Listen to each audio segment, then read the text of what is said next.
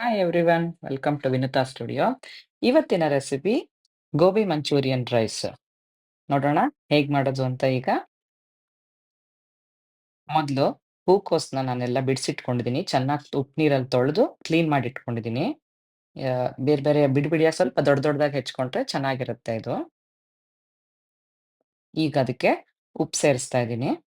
ರುಚಿಗೆ ಎಷ್ಟು ಬೇಕೋ ಅಷ್ಟು ಉಪ್ಪು. ನಾನು 1 ಟೀ ಸ್ಪೂನ್ ಅಷ್ಟು ಹಾಕ್ತಾ ಇದ್ದೀನಿ.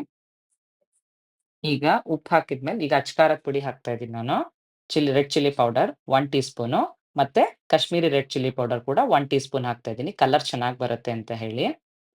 ಈಗ 4 ಟೇಬಲ್ ಸ್ಪೂನ್ ಅಷ್ಟು ಕಾರ್ನ್ ಫ್ಲೋರ್ ಹಾಕ್ತಾ ಇದ್ದೀನಿ. ಕಾರ್ನ್ ಫ್ಲೋರ್ ಚೆನ್ನಾಗಿ ಬೈಂಡಿಂಗ್ ಕೊಡುತ್ತೆ ಅದಕ್ಕೆ ಅಂತ ಹೇಳಿ ಅಂತ. ಮತ್ತೆ ರೈಸ್ ಫ್ಲೋರ್ 2 ಟೇಬಲ್ ಸ್ಪೂನ್ ಅಷ್ಟು ಹಾಕ್ತಾ ಇದ್ದೀನಿ. ಅದು ಕೂಡ ಕ್ರಿಸ್ಪಿನೆಸ್ ಕೊಡುತ್ತೆ ಅಂತ ಹೇಳಿ ಚೆನ್ನಾಗ್ ಅನ್ಸುತ್ತೆ. ಎರಡೂ ಕೂಡ ಚೆನ್ನಾಗಿ ಮಿಕ್ಸ್ ಮಾಡ್ಬೇಕಿವಾಗ.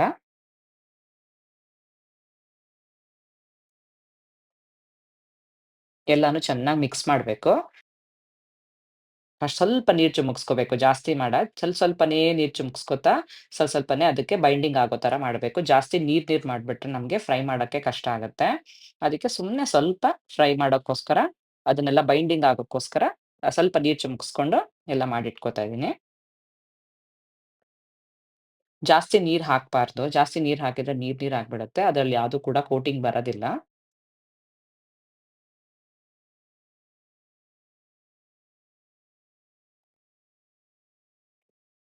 ನಾನಿವಾಗ ಏರ್ ಫ್ರೈಯರ್‌ನ ಏರ್ ಫ್ರೈ ಮೋಡಲ್ಲಿ ಇಟ್ಬಿಟ್ಟು 400 ಡಿಗ್ರಿ ಫ್ಯಾರನ್‌ಹೀಟಲ್ಲಿ ಇಟ್ಬಿಟ್ಟು ಸ್ಟಾರ್ಟ್ ಕೊಡ್ತಾ ಇದ್ದೀನಿ.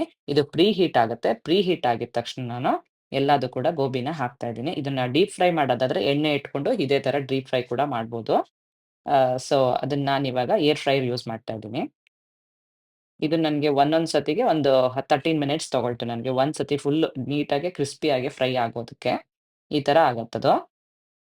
ಡೀಪ್ ಫ್ರೈ ಮಾಡೋ ಥರನೇ ಆಗತ್ತೆ. ಚೆನ್ನಾಗಾಗತ್ತೆ ಇದು. ಕ್ರಿಸ್ಪಿಯಾಗಿ ಕೂಡ ಇರುತ್ತದು. ಆದ್ರೆ ತುಂಬಾ ಹೊತ್ತು ಕ್ರಿಸ್ಪಿ ಆಗಿರಲ್ಲ ಅಷ್ಟೇ. ಈಗ ಒಂದ್ ಕಡಾಯಿಗೆ ನಾನು ಒಂದು 2 ಟೇಬಲ್ ಸ್ಪೂನ್ ಅಷ್ಟು ಎಣ್ಣೆ ಹಾಕ್ಕೋತಿದ್ದೀನಿ. 2 ರಿಂದ 3 ಟೇಬಲ್ ಸ್ಪೂನ್ ಎಣ್ಣೆ ಹಾಕ್ಕೋಬಹುದು. ಸ್ವಲ್ಪ ಜಾಸ್ತಿ ಯೂಸ್ ಮಾಡೋದಾದ್ರೆ. ನಾನೊಂದು 2 ರಿಂದ 2.5 ಅಷ್ಟು ಟೇಬಲ್ ಸ್ಪೂನ್ ಎಣ್ಣೆ ಹಾಕ್ಕೊಂಡು ಗಾರ್ಲಿಕ್ ಹಾಕ್ಕೊಳ್ತಾ ಇದ್ದೀನಿ. ಮತ್ತೆ ಜಿಂಜರ್ ಎರಡೂ ಕೂಡ ಸಣ್ಣದಾಗಿ ಹೆಚ್ಕೊಂಡಿದ್ದೀನಿ. ಶುಂಠಿ, ಬೆಳ್ಳುಳ್ಳಿ ಎರಡೂ ಕೂಡ ಸಣ್ಣಗೆ ಹೆಚ್ಕೊಂಡಿದ್ದೀನಿ. ಈಗ ಈರುಳ್ಳಿ ಹಾಕ್ಕೊಳ್ತಾ ಇದೀನಿ. ನಾನು ಈರುಳ್ಳಿನ ಉದ್ದುದ್ದಕ್ಕೆ ಹೆಚ್ಕೊಂಡಿದ್ದೀನಿ. ಅದ್ನೂ ಕೂಡ ನೀಟಾಗೆ ಫ್ರೈ ಮಾಡ್ಬೇಕು.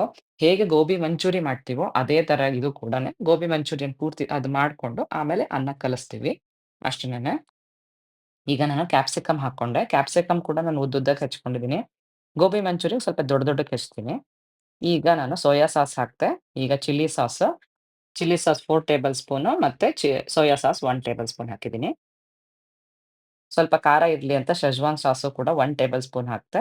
ಮತ್ತೆ ಕೆಚಪ್ ಮತ್ತೆ 1 ಟೇಬಲ್ ಸ್ಪೂನ್ ಅಷ್ಟು ವಿನೆಗರ್ ಅಷ್ಟು ಕೂಡ ಹಾಕಿ ಒಟ್ಟಿಗೆನೆ ಫ್ರೈ ಮಾಡ್ತಾ ಇದ್ದೀನಿ. ಸ್ವಲ್ಪ ಅದು ಚೆನ್ನಾಗಿ ಫ್ರೈ ಆದ್ಮೇಲೆ ಗೋಬಿನ ಆಡ್ ಮಾಡ್ಕೊಳ್ಳೋಣ. ಈಗ ಸ್ವಲ್ಪ ಈ ವೆಜಿಟಬಲ್ ಸಿಗ್ಬೇಕಂತ ಇನ್ನೊಂದ್ ಸ್ವಲ್ಪ ಉಪ್ಪು ಹಾಕ್ಕೊಳ್ತಾ ಇದ್ದೀನಿ. ಜಾಸ್ತಿ ಉಪ್ಪು ಬೇಡ ಅದಕ್ಕೆ. ಈಗ ಸ್ಪ್ರಿಂಗ್ ಆನಿಯನ್ ಹಾಕ್ತಾ ಇದ್ದೀನಿ. ಈರುಳ್ಳಿ ಕಾವು ಅಂತ ಹೇಳ್ತಾರಲ್ಲ, ಅರ್ಧ ಇಲ್ಲಿ ಹಾಕ್ಕೋತಿದ್ದೀನಿ, ಅರ್ಧ ಎಂಡಲ್ಲಿ ಹಾಕ್ಕೊಳ್ತೀನಿ. ಇದು ಸ್ವಲ್ಪ ಫ್ರೈ ಆದ್ಮೇಲೆ, ಇದಕ್ಕೆ ನಾವು ಫ್ರೈ ಮಾಡ್ಕೊಂಡಿರುವಂತ ಗೋಬಿನ ಆಡ್ ಮಾಡ್ಬೇಕು. ಆಡ್ ಮಾಡ್ಬಿಟ್ಟು ಚೆನ್ನಾಗಿ ಸ್ವಲ್ಪ ಮಿಕ್ಸ್ ಮಾಡ್ಬೋದು. ಇದು 2 ತರ ಮಾಡ್ಬೋದು. ಗೋಬಿನ ಲೇಟರ್ ಆಗು ಆಡ್ ಮಾಡ್ಬೋದು, ಇಲ್ಲ ಈಗ್ಲೂ ಕೂಡ ಆಡ್ ಮಾಡ್ಬೋದು.